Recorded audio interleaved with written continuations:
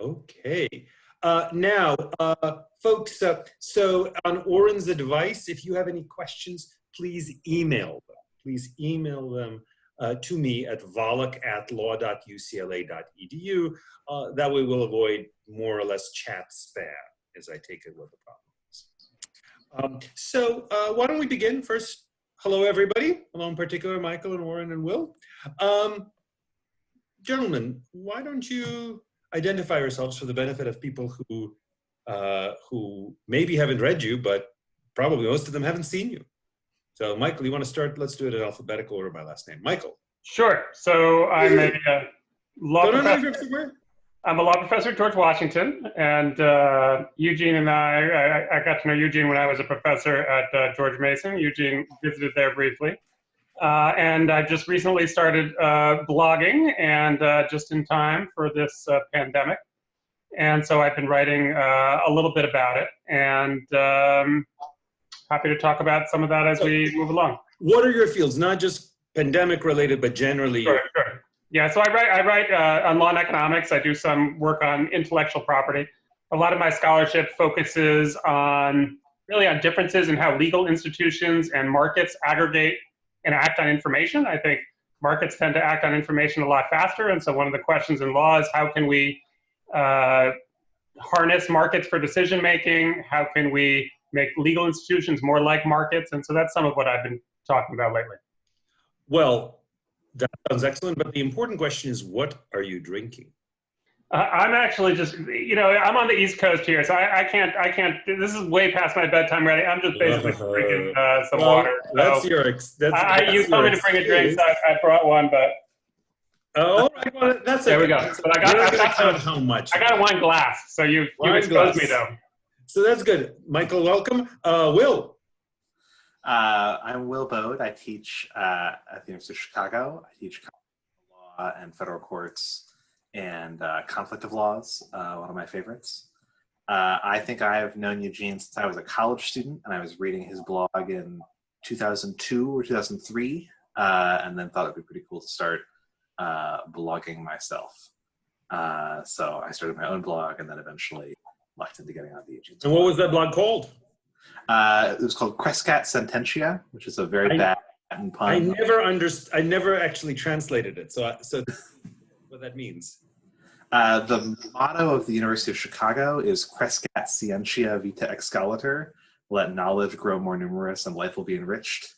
So Crescat Sententia was a relatively uneducated attempt to translate Let opinions grow more numerous. Oh, well, there you for your blog. I'm actually not sure whether it's good Latin or not. Yeah, well, that's the way things are for a lot of us with our Latin. So that's good. And tell us your fields. Constitutional law, federal courts, and conflict of laws. Nice. And for the benefit of people who don't actually know what federal courts means as a field. Federal courts is sort of some people would call it constitutional law for lawyers. I would call it the union of constitutional theory and civil procedure. What are the jurisdiction and powers of the federal courts? That's an excellent way of putting it. And note what you did not say. You didn't say, oh, for the benefit of people who don't know what federal courts means, it's kind of things like Younger abstention and Pullman abstention. That would come back. So what are you drinking? I'm drinking a cocktail, a Boulevardier. A Boulevardier. That you need to translate that too. So you translate Crescat Sententia, translate federal court. It's a mix of bourbon, Campari, and vermouth. Know what a Negroni is? It's basically a Negroni with whiskey instead of gin. Interesting. Well, very good. Oren, to you. Did you mute yourself? You must have muted yourself. So I'll unmute you. No? Not? I can't unmute you. Can you? Yeah, good. There we go. That works. Good. So I'm Oren Kerr. I'm a law professor now at the University of California at Berkeley. Used to be at George Washington University, where I was Michael's colleague for many years. And then I was at USC briefly before moving north to Berkeley. And I've been on the blog since 2002, which is kind of amazing. I don't blog as much as I used to, but still do on occasion. And I teach criminal procedure, computer crime law topics, and do a lot of Fourth Amendment law, a lot of Fourth Amendment and new technology. Recently started doing a bunch of Fifth Amendment law too, but criminal procedure, police investigations involving computers is kind of the stuff I like to do the most. And my drink this evening is a Deschutes Obsidian Stout, which is quite excellent. I forgot we were supposed to be drinking, but I mean, I want to go along with the group here. The peer pressure is so much. That right. Yeah, exactly. We're driving you to drink. That's right. It doesn't take too much. But I'm right near my beer fridge, so that makes it easy. Well, that is excellent. That is excellent. Knowing you as I do, I was pretty confident you would be drinking beer. I'll take that the right way. No. Everybody's drinking. You happen to like beer. I remember you sort of waxing poetic about various kinds of beers, that and jazz. That's true. Two things don't really work for me, but I admire enthusiasm. So I am Eugene Volokh. I teach First Amendment law. I also argue a considerable number of cases and brief considerable number of cases through a class that I teach, as well as through other mechanisms, which is one reason I get interested in things like oral argument and other people going to video oral arguments and the like. So I'm actually doing some lawyering, although my career was kind of backward. I did no lawyering basically for the first 14 or so years of my career, and then a considerable amount of appellate since. So my main fields are First Amendment law. I used to teach criminal law and torts and copyright law. I've done a considerable amount of internet law, and I also have taught and written about guns, both on the Second Amendment side. Is the writing, the teaching has been also on the policy side, more as a consumer of policy literature rather than producing. I am drinking Bacardi Black Rum, which is a dark rum. So it's kind of sweet. It's molasses. So I like it, but it's not too sweet, I think. It's not Kerr sweet. And I want to send a shout out, by the way, colleagues, you are free to do the same, but I want to send a shout out to Sabrina Lieberman, who's the daughter of Mark Lieberman, who's a lawyer here in LA, who has helped me out tremendously, and her boyfriend Luke Ballestero. I think I may see them in the little corner over there. Excuse me, I think Ballestrero, I realize now, and they are in the cherry capital, Traverse City, Michigan. I happen to know a little bit about Traverse City because I married a Michigander. Although I think if Michigander would be male, so Michigoose maybe should be the female. So in any event, she has relatives in Traverse City. Sometimes when we go for family reunions, we go to Traverse City. So welcome everybody. A great pleasure to have you here. I see about 60 people, which, I've flown places and been happy to talk to 60 people. And this is after airports and taxis and just sneaky kind of. So in any case, great pleasure to have you here. Also, great pleasure to see Oren and Will and Michael, whom I only used to see every so often, and now maybe never again if we're permanently quarantined. So guys, what's up? So let me ask you this question. What is it that you think people aren't talking about that's really important about the law and this whole situation we're finding ourselves in? So don't talk about whether it's okay to shut down large gatherings, including churches. Everybody's talking about that. We can talk about that a little later. But tell us what we should be thinking about that we aren't. While I drink my... Thinking about, but when I have Oren here, I actually have a Fourth Amendment question for him. Okay, go for it. So, if you're in a state, like many states that have a sort of a general stay-at-home order and then a list of, 71 things that are exceptions, if the police see you out and about, can they stop you? So on the first day of the Illinois stay-at-home order, the nanny of a friend of ours was driving to her house, and the police just pulled her over and demanded to know where she was going and why she was out and about.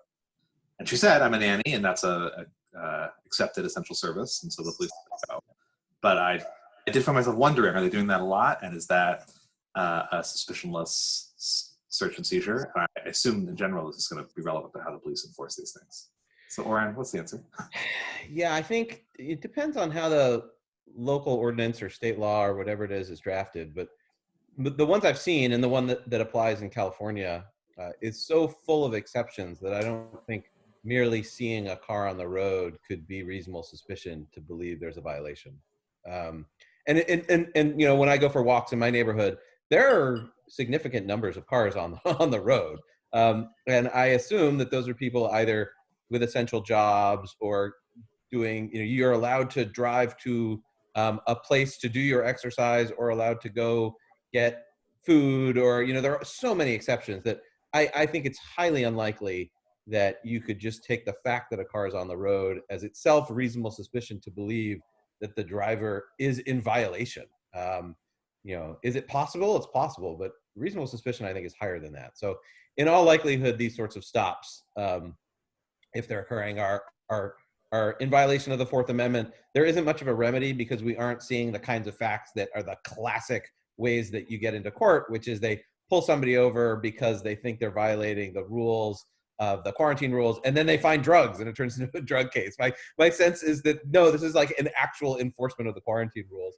The flip side of that is that there are all sorts of standards for when you could have like a checkpoint or some sort of entirely suspicionless stops. But I don't think that would just allow general police discretion to pull anybody over. I don't think you can get to that result. Although there have been interesting questions with like quarantining people coming in from out of state. What if they're out of state plates? That's kind of an interesting question that I'm not totally sure where I come out on yet. But what about special needs, Warren? Yeah, so I just like using these buzzwords. Special needs. Good buzzword. Sovereign citizen. No, You actually. get 5 points on your pro exam for saying Thank special. you. Thank you. Yeah, I spotted the issue, Professor. Sorry, Eugene, I do not use those kind of metrics. I'm a just gestalt kind of, we're stating the phrase gets you nothing. So yeah, the special needs exception is basically, you know, what about a non-law enforcement purpose, and does the stop advance the non-law enforcement purpose? And that's how the Supreme Court basically allows checkpoints and the like. I haven't seen, there's certainly emergency circumstances, you know, there's where they'll allow a suspicionless stop, but I haven't seen, I don't think you're going to be able to have like a program where whenever the officer sees a car, he can, at the officer's discretion, stop someone. I think like if it's a checkpoint or some sort of program, that might be okay under special needs, but not just like whenever an officer has to spot a car. So maybe they kind of I haven't looked at the cases closely to see, in part because the fact patterns are changing so quickly. With, I guess Rhode Island had its program and then they changed its policy a few days later, and so things are moving so fast. I haven't really closely studied all of them. But Rhode Island has the advantage of being an island, right? No. And with a road. With a road, that's the problem. The roads keep it from being really an island. So, all right. So this is a good question. I've been wondering about the same thing myself.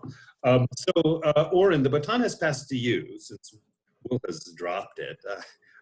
So we'll get back to you, Will. So what is it that people should be thinking about?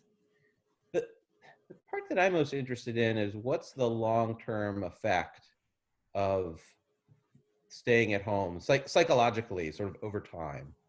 So we're kind of 2 to 3 weeks in, depending on where you are, maybe shorter, maybe longer, of this remarkable situation that none of us have ever experienced.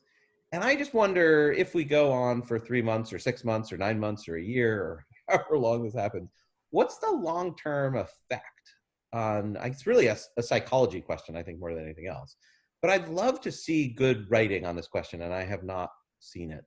Yeah, great question. Great question. And one question, I suppose, is to what extent do modern communications help alleviate that, and to what extent they're just inadequate. It does strike me that if this had happened 30 years ago without the internet, certainly a shutdown would have been much, much more painful and much more dislocating. Obviously, this one is tremendously economically dislocated, but more.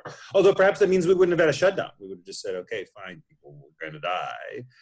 Like they have in past pandemics, but obviously there's nothing we can do. Now there is something we can do that's kind of survivable, but maybe not.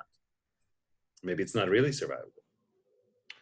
Yeah, I mean, I agree with you that if you go back 30 years ago, or it's interesting to play this game too, 100 years ago, 50 years ago, It used to happen. Technology of the era, and it's a completely different experience. Right, right. So I think that's definitely true.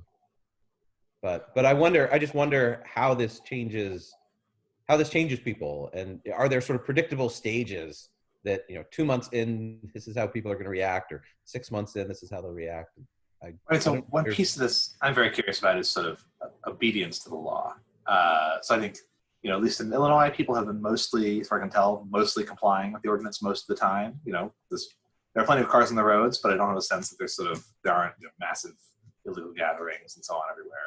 But how long does that last? Is it the case that people will just stay in their houses as long as they're told to? Or does there come a point where people, en masse say, no, we're not going to do this anymore, or develop their own sort of order without law?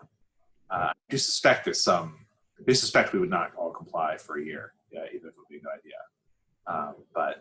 And once a certain number of people don't comply, other people won't comply. Or we'll sort into the kind of the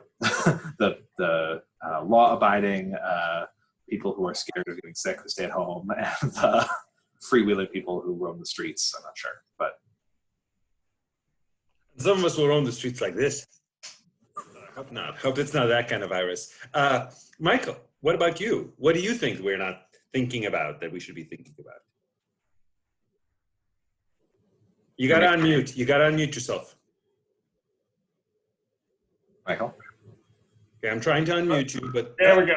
Okay, there we go. I had, after you unmuted me, I had muted myself, but then I realized I couldn't unmute myself. So now I'll just leave myself unmuted. Hopefully rightly so. Hopefully the 6-year-old won't come running downstairs. But anyway, so one thing I'm trying to think about is, what about planning for the next pandemic or other kind of emergency? And I think one can't start thinking about this too early, because probably in the next year, I imagine there will be some legislation, and after that, we'll more or less, I don't think we're going to forget about this for a long time, but when we think about 9/11, for example, we had the Patriot Act. You don't necessarily have a lot of legislation, thoughtful legislation 5 years later or 10 years later. Maybe you have a sunset, and then you kind of revisit something. So I think it's not too early to start thinking about what's next. And clearly one of the big failures here was that we just didn't have enough stuff made in advance. We didn't have enough masks. We didn't have enough ventilators. But of course, we can't just think about this pandemic. We need to think about other things. And I think the obvious approach, of course, and I think you'll see this, is the government's going to spend a little bit more money on some of this preparation. But to me, that's not necessarily the only thing we ought to be thinking about. And one thing we ought to be thinking about is how can we improve our, not just kind of what we have in a big warehouse, kind of what we call this national stockpile, but how can we improve our domestic capacity to produce stuff quickly in an emergency without kind of messing up our existing international trade relationships. And just as maybe we could think of CFIUS as kind of really expanding a lot after lots of concerns about national security, so too do I think we're going to see a lot of areas where people say our industry is absolutely critical in the event of an emergency, and therefore we can't have international trade. And of course, some countries that are now cutting us off, I think, may come to regret that, because, for example, if you look at India, cutting back, India has a major industry in terms of production of drugs, generic drugs, and so forth. And I have to think in that area, people are going to say, wait a minute, we need to have our own domestic capacity. But we don't necessarily need to make drugs ourselves. We don't necessarily need to be able to make everything we actually consume ourselves. We need to have the ability to ramp up quickly. Right.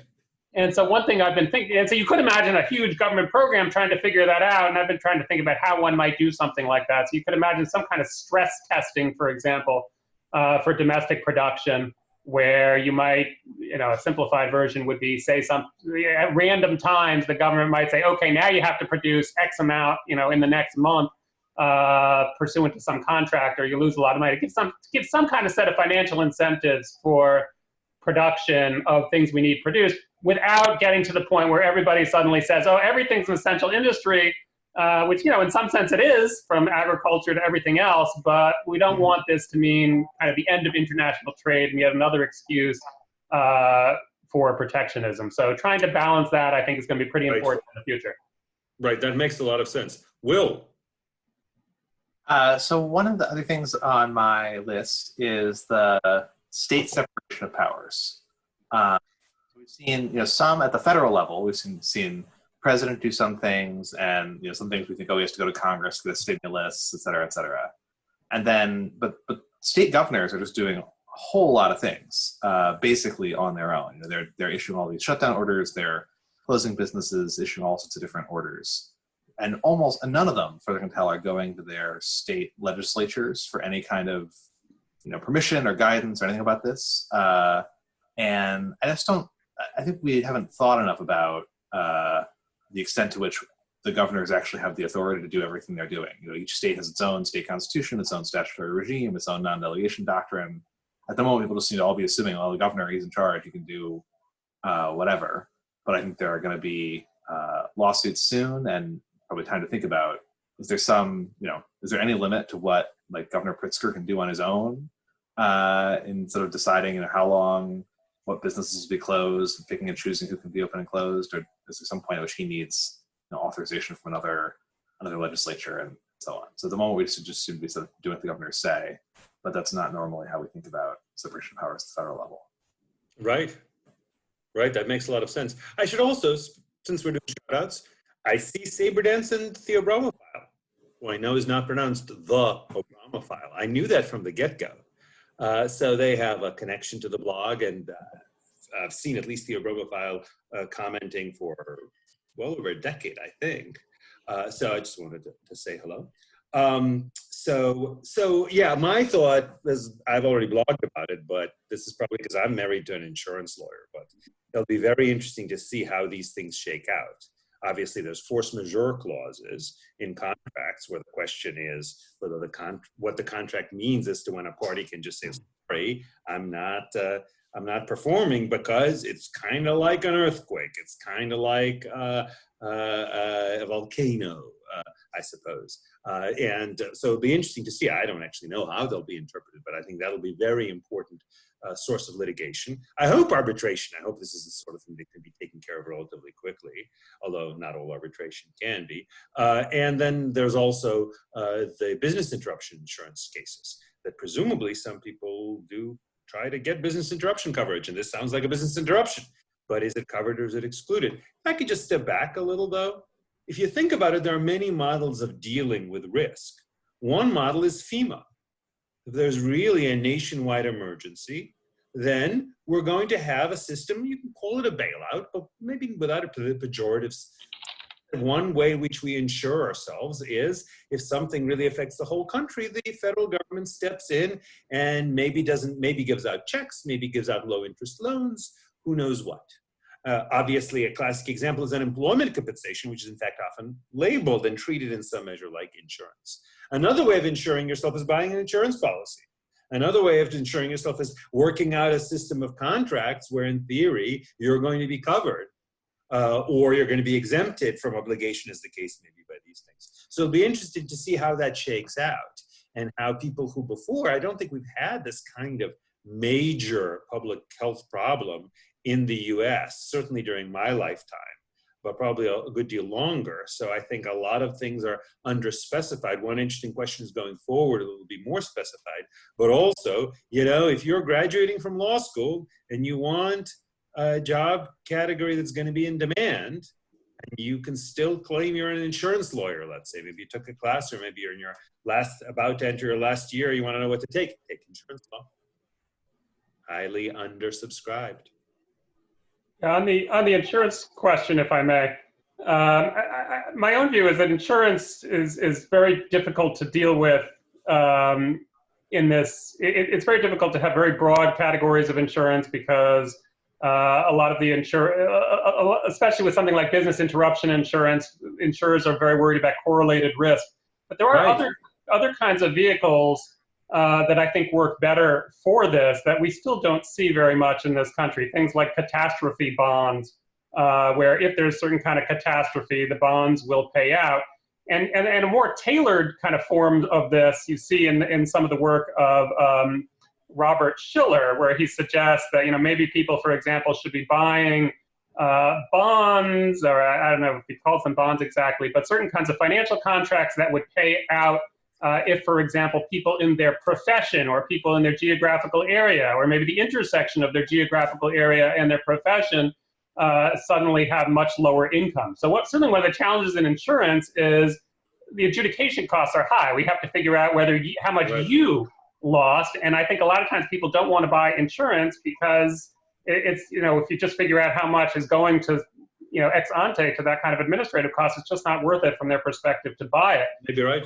So one of the nice things about some of these, kind of derivative type markets is that they can really be administratively much cheaper. He talks about a lot in terms of housing policy, that people should be insuring not so much the price of their house, but they should be buying instruments that will pay them if the housing market in the area where they buy a house goes down in value.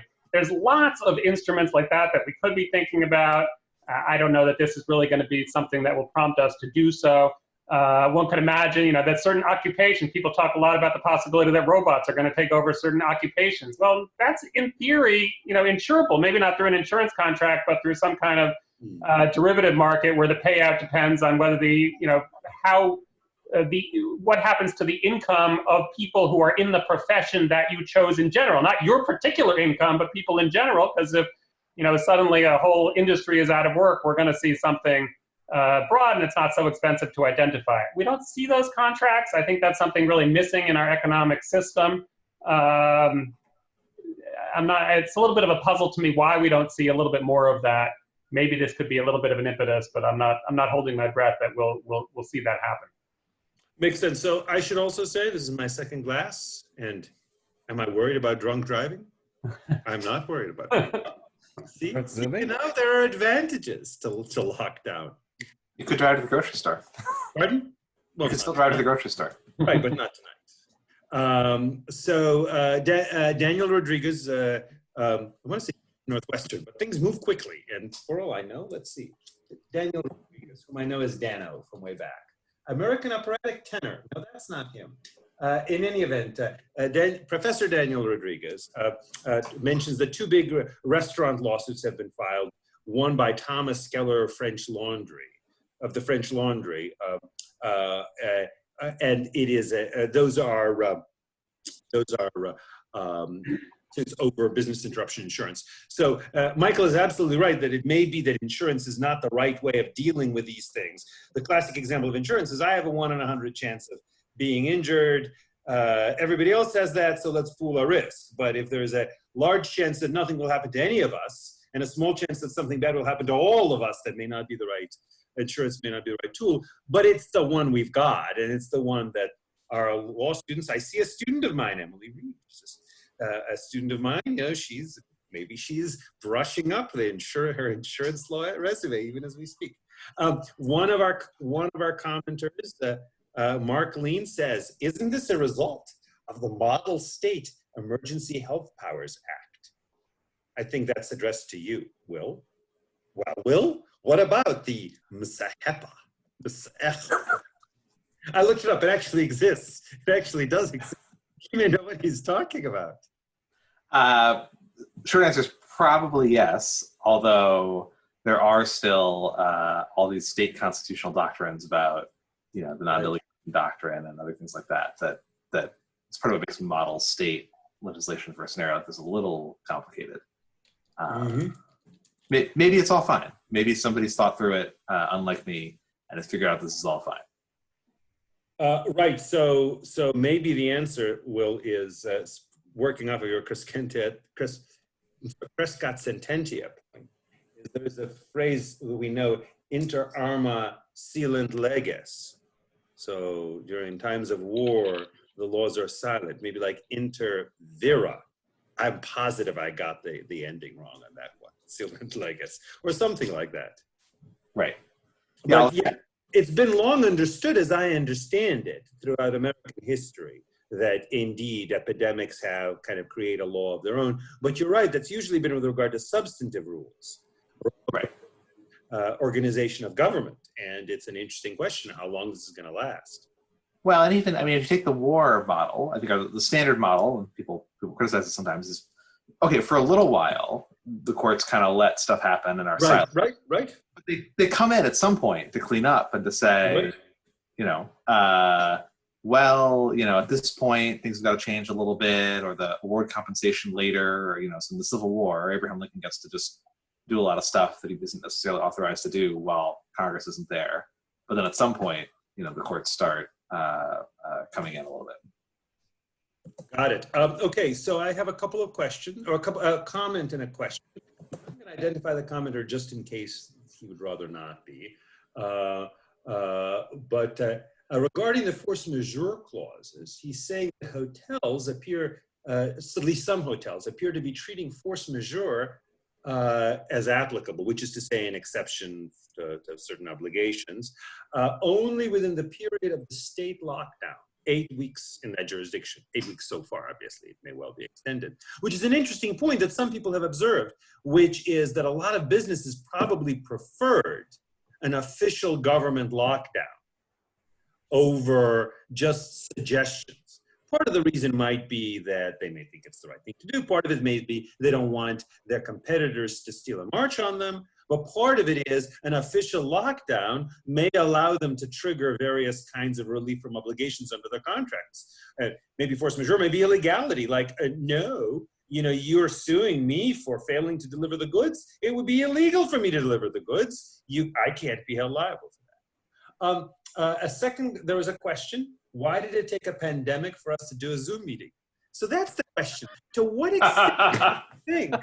Because, you know, the technology is available. I never even really heard of Zoom. I'd had Skype. It didn't really work for me. I hear Skype is considered kind of like Flintstones running in the car or something these days. I may be completely wrong on that. But this is the question. To what extent do you think that people will start saying, wait a minute, why are we having this conference when we should have a Zoom conference, which is basically costs nothing, as opposed to tens of thousands of dollars for travel costs, and has minimal hassle, and obviously has some costs. It's not as immediate, it's not as personal, you can't have dinner together, but has benefits, which is more people could show up who otherwise couldn't fly out. Second question is, do you think we're gonna see a lot more appellate, at least, arguments, or maybe even motions arguments in trial court by video? People now know how to do it, and they figure, you know, that's fine. And if you don't get the edge provided by your lawyerly charisma, that you can kind of hold the judges in the palm of your hand, to the extent there is such a thing, and it's not clear there is, it's not even like that's a good from the perspective of the legal system. And then the last question, which I think the answer is most likely to be no to this, but one possibility is, are we going to see a lot more actual long distance classes? Yeah. So just quick. So I had been to Zoom meetings before this. I'm on the board of a nonprofit. Well, that's because you're so cutting edge. Must be. And there are some things where I thought I have to do this, but I don't want to travel for it. So I call in, and Zoom is the way to do it. And when I clerked in the circuit 12 years ago, 1 day a week, the arguments were almost all done by video. I'm sorry, which circuit? The 10th Circuit. 10th Circuit, interesting. Large, huge geographic. It was usually the day. There would be a day when all the criminal cases from one state were up for argument, and so the defense attorney, usually the public defender, and the U.S. attorney in, say, Wyoming. I think it was a budgetary thing. Mm-hmm. Be in there, in some courthouse in Wyoming together, and would video conference in to Denver, where the 10th Circuit heard arguments. And it was not very good. But I think it remained a thing people did. I would have said my prediction, this is true of the classes too, is that in general, this will set back the cause of doing everything by video conference rather than it. Partly, like the teaching version, I think many people will find that their Zoom classes taught by professors who were not anticipating teaching class by Zoom and taken by students who were not anticipating taking classes by Zoom won't be maybe what they would have been had everybody planned to do that, sometime in advance. And we will so crave human contact whenever we're all released from our prison that for a while, there'll be a sort of an anti-Zoom attitude. Very possible. That's my prediction. We're not testing this under the conditions most designed to make it thrive. But you've written the article about this, so. Well, I wrote an article about virtual reality. By the way, I should say I want to make sure that people realize this, that VR is going to be better. One day it's going to be better. But yeah, Mark Lemley and I co-wrote this article on law of virtual reality and augmented reality. And one of the things that our premise is that in a few years, we don't know just when, but when you've got really lifelike avatars, you're going to be able to go to a virtual conference and it feels like you're in a conference, unless you actually want to hug people, in which case you can't, but I'm not a hugger. So that's, that I think would be great, but it's true, the current video technology, not great, not optimal in many ways. Question is it good enough? What about Barbary? What percentage of students are taking Barbary by just doing the video these days? Because to me, that's sort of the real market test. I mean, right, market discipline there, no doubt. I think they are. I think it's more or less the same price. So maybe somebody else can inform us here. It's been a long time since I had to take it, but I think the price is pretty similar. And my understanding, just from talking to students, but I haven't done any systematic survey, is that most people prefer the video. So, you know, the other thing, of course, is that lectures can be done better on video. Especially if you have, you actually put some, a lot of people together to make clever animations and things like that. So I don't think we're going to survive. I think we will survive in the classroom, but it's not because we're actually better than the video. It's because credentialing of education and students want to meet one another, network, and so forth. I think information can be conveyed just as well. You don't think people feel more pressure to pay attention to real persons? I just did I was an audience member of my first Zoom workshop today. A wonderful speaker and a wonderful paper. But I will say, I did notice that it's easier to think, do I really have to be paying attention right now? And not to feel the same kind of pressure to ask a question and those kinds of things when it's just a voice there on the computer. And Will, that's exactly why I think all faculty meetings should now be on Zoom. Yes. Boy, that is a big improvement. We don't have faculty. You only want to pay 20% attention. Zoom is perfect as compared to actually being in the room where you're going to be. Am I going to look at my phone? Well, my colleagues are going to see me look at my phone, and they might judge me poorly. As Michael knows, that never stopped me. That didn't stop you yet. Oren was the only one with the laptop in the faculty meeting. But I soon followed. So, but nonetheless, and I'm a little more optimistic than Will is on this question. I think the experience of using video will give us a good idea of what it's good for, and it'll help us make the cost-benefit decision in a more informed way.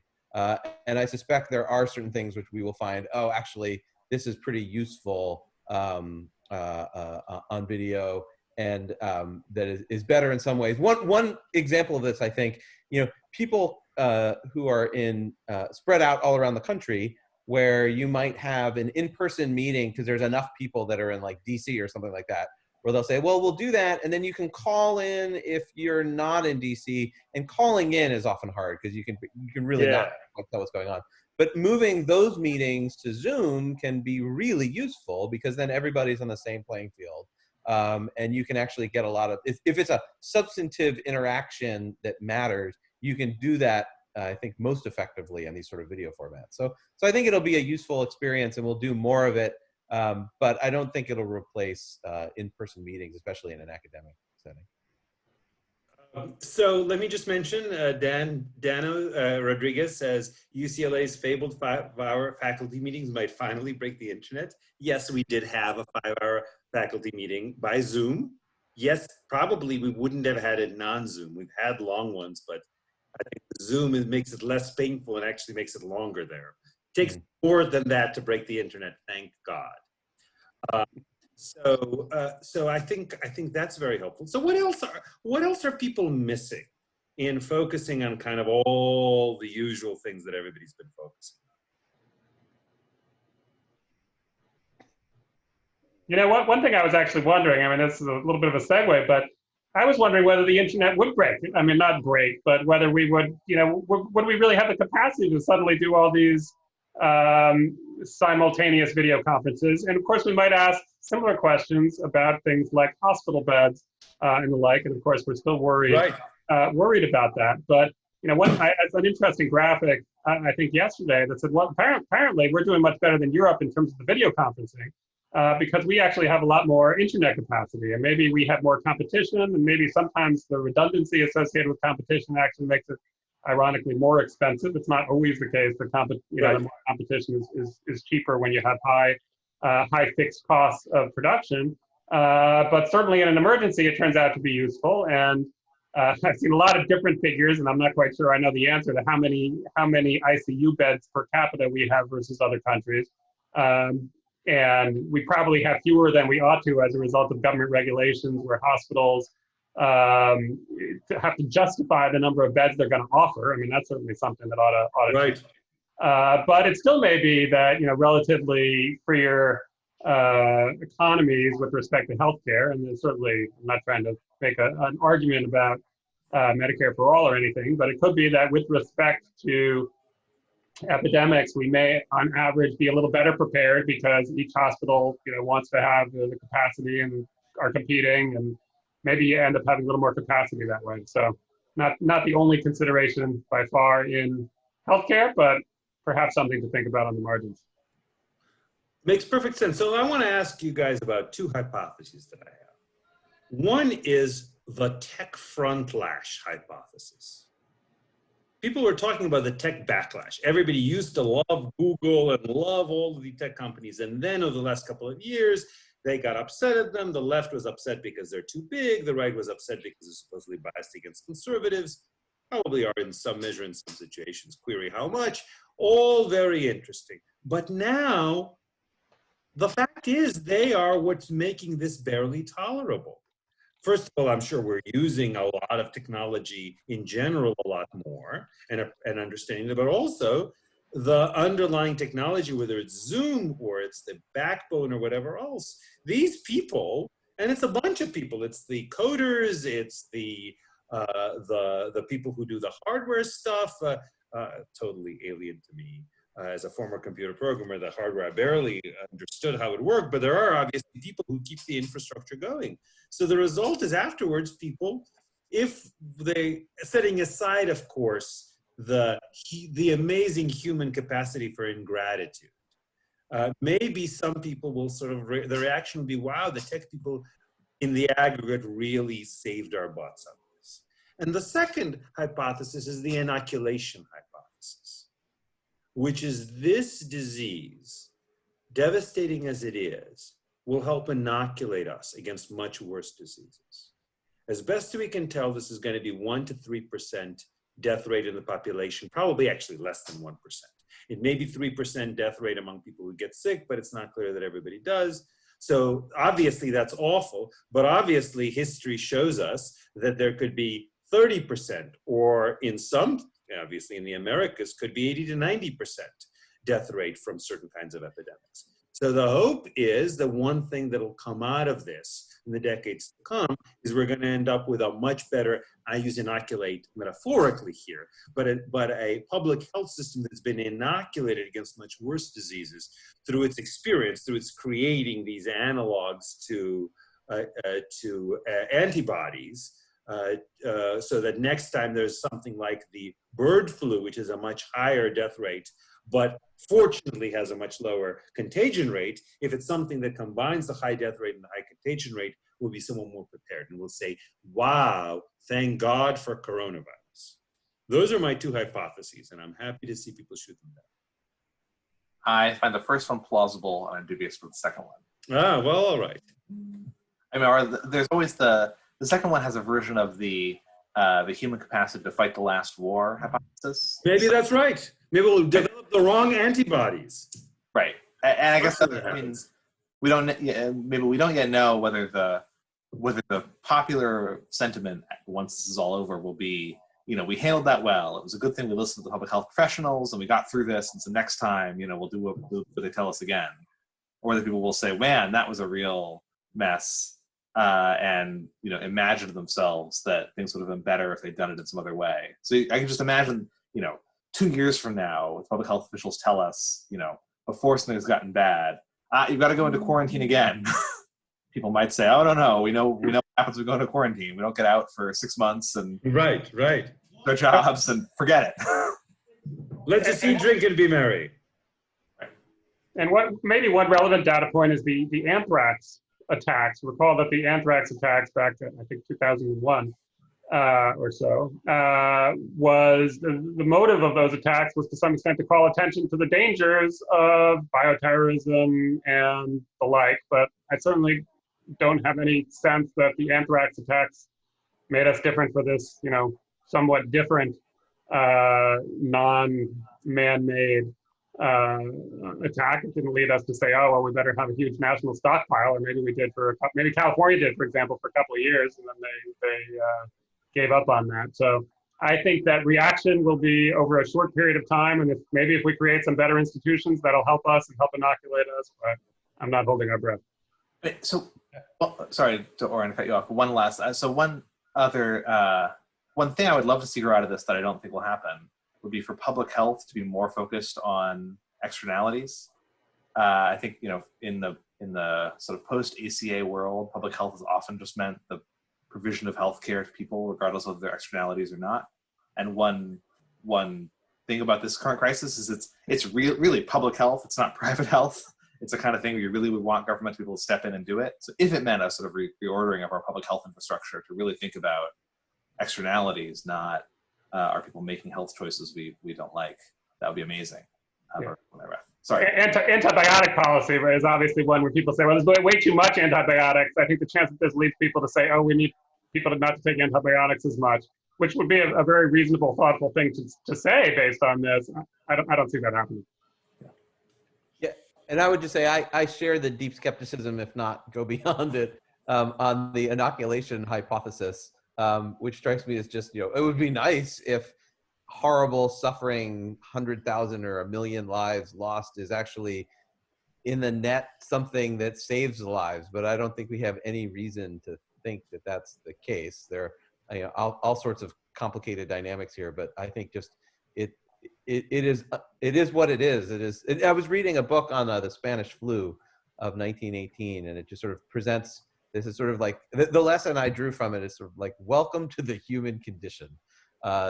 These pandemics happen from time to time, and they have for time immemorial, and that's just the nature of things. And you do your best as you can with them, but I don't think you can generally say with it it's a good thing that one hits, or that it sort of helps down the road. I think it's just bad, but it is what it is. On the question of the tech attitudes, I think this situation will change attitudes on so many different issues. I mean, I think it's really a reordering of structure of how people are going to think about sort of everything. And I think tech is among them. I think to the extent people are associating tech with the communications they're having today, and with that, I think that's definitely one. But it's probably more likely to be kind of at the margins, certain businesses rather than others. I don't think people are thinking like, thank God I have my email account, and therefore I look nicely on Gmail, for example. They may be thinking, thank God Amazon exists because I'm getting it to deliver a lot of stuff and I don't have to go out into the dangerous world. So I think it's probably specialized or more specific actions. But I think it's just going to change so many attitudes, and that's just one of many. Great. So let me just mention a few things. One is I've been persuaded that all is for the worst in this, the worst of all possible worlds. So I'm not going to be Pollyannish anymore. Second, Saber Dance and Theo Bramophile point out to me that it's apparently inter armas enim silent leges. I feel that is the worst sort of pedantry, which means other people's pedantry, as opposed to my pedantry, which is the best sort of pedantry. And the last thing I want to mention is that the chat, despite the warning, seems to be going very well. Now, maybe that's the sort of thing that brings more people to chat and gets the trolls out to really attack. But I recommend the chat. So there's some interesting questions about things in general, like people point out that, it may be that on balance, there'll be fewer deaths because fewer car accidents, fewer perhaps murders and such.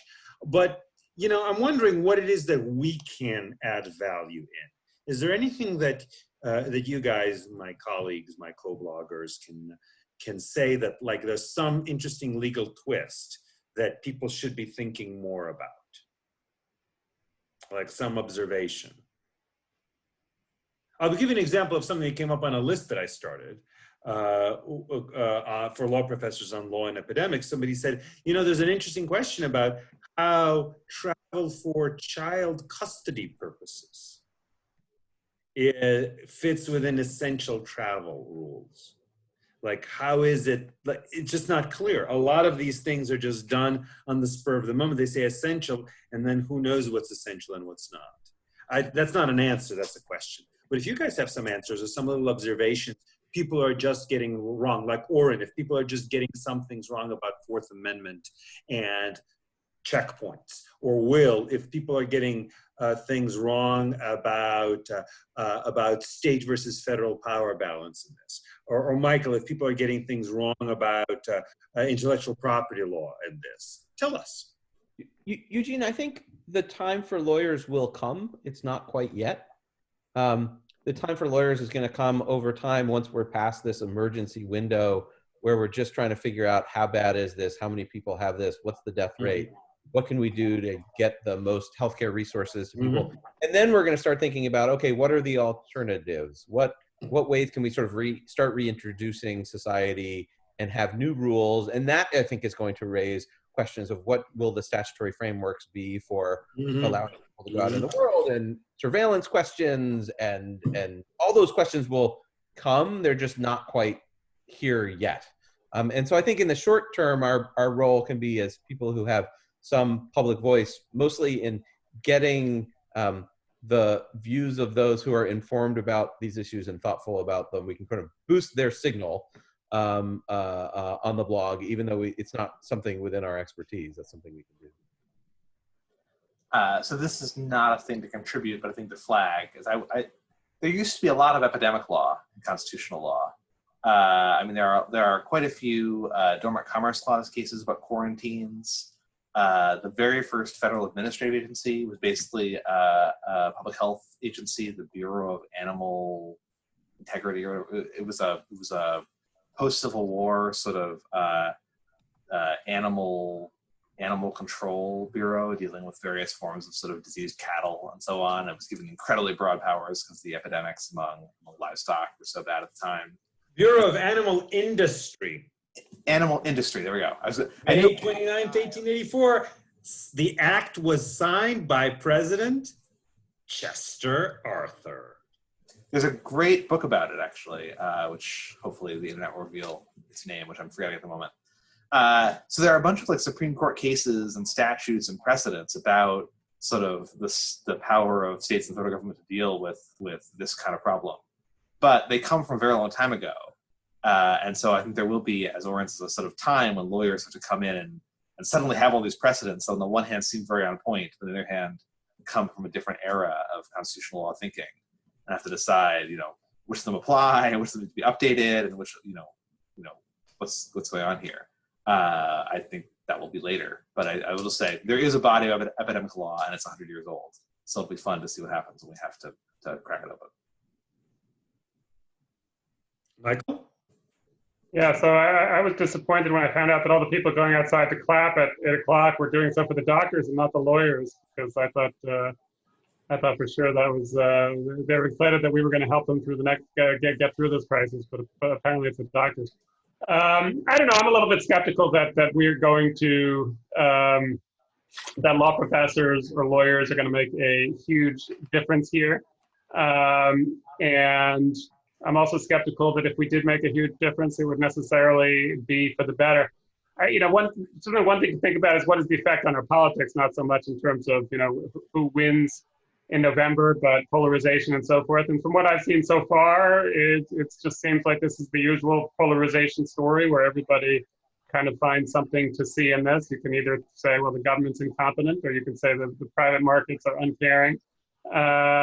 And so I'm not sure that this really resolves political things. I do think lawyers will largely be helpful in reacting. And certainly, I think institutions will be a little bit more aware. I mean, one thing that I was amazed at when I blogged about some of this force majeure issues with college dorms was the contracts didn't really address this. I mean, like, wouldn't you just think of like, what are all the terrible, I mean, isn't that what you do as a lawyer? Think like, what are all the terrible things that can happen and throw clauses into your contract, basically making the clause good in case any of the 10 most terrible things you can imagine happen. And, some contracts do it. We found out that the Major League Baseball player's contract basically said, no, national emergency, we're not going to pay you if we don't play any games. So sometimes they're out there, but sometimes they're not. And hopefully lawyers will play some role in thinking a little bit more systematically, not just about epidemics, but other kinds of things that can happen. But in terms of really preventing the next one or really making us better prepared, I'm a little cynical that will make that much of a difference. That makes perfect sense. That makes perfect sense. So I'm trying to see some good questions to finish up on, because we did ask for questions, and there are a lot of good ones. Some of them are kind of technical. Somebody does say that anybody who had dormant commerce clause at 52 after the hour on his bingo card wins. So that's well done. So here's the question from Braden Murphy, or anyone else, but it's you. Have you given thought to the recent privileges and immunities-based questioning of certain state travel restrictions, such as executive orders that sort of say if you're from the icky state, then you got to quarantine? Which is an interesting point, because usually the general rule is, California can't treat New Yorkers differently from Californians, and certainly not New Yorkers differently from Washingtonians. But here, it does make sense that we say if you're from a state which has a lot of trouble, different if you're a state which has a little trouble. What do you think, Will?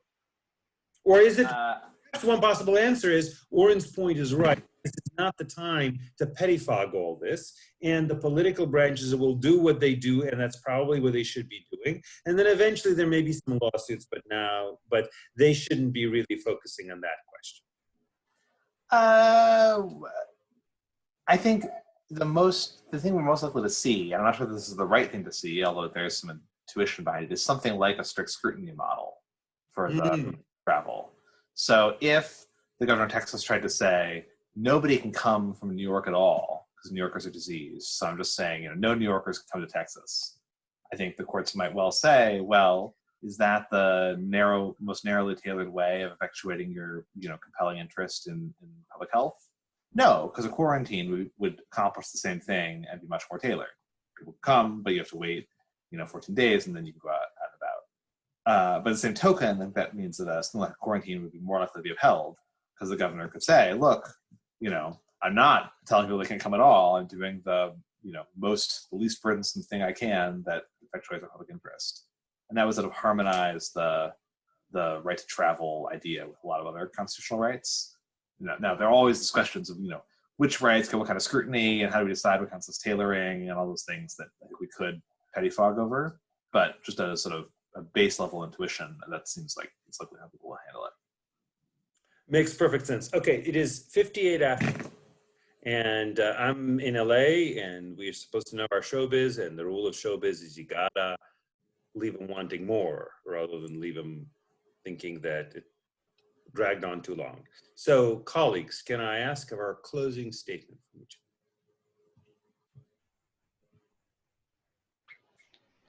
Okay, I'll go first because no one else wants to. So I want to say thank you to those of you that have logged in to watch this. I'm looking through the names, and I'm seeing a lot of longtime Volokh conspiracy readers and commenters and friends, and it's pretty cool to have had a community now for like 20 years, almost 20 years. It makes us all feel very old. Yeah, exactly. What does that make us if we've been doing 20 years? 20 years ago. But it's really cool. And so thank you. And I hope you all stay healthy and safe during this unusual time. Michael, you want to go next? Sure. Yeah, I'll echo that. I've only been of course, I've been a reader of The Conspiracy for a long time, an occasional commenter, but I've only been blogging recently, although I think I had a week a long time ago. But I have actually appreciated the comments, and I think the comments are really generally of much higher quality on this blog than on the vast majority of stuff out there. Well, Michael, that's setting the bar very high. So thank you all for coming, and thank you for organizing this, Eugene. Thank you. Will? We should do this again. We should do this again. So, folks, let me just say, there are, subtracting the 4 of us, there are 60 people on. I am just delighted, literally delighted to see you, because I am seeing many of you for the first time. I am seeing some of you, Emily, Don, Josh, and others whom I already know well. It's been very good. Tell your friends. Tell them. I did this video with the Volokh folks, and it was surprisingly good. Surprisingly good. That has credibility to it. It shows that you were never a sucker for it, but you know, somehow it worked out. I very much hope we're going to have more of this. I want to say, all of you, stay safe and stay healthy. And thank you so much for showing up. And thank you very much, Michael, Will, and Warren, for joining us. Thank you. Thanks all. The best. Thanks, Bye. Bye, everybody.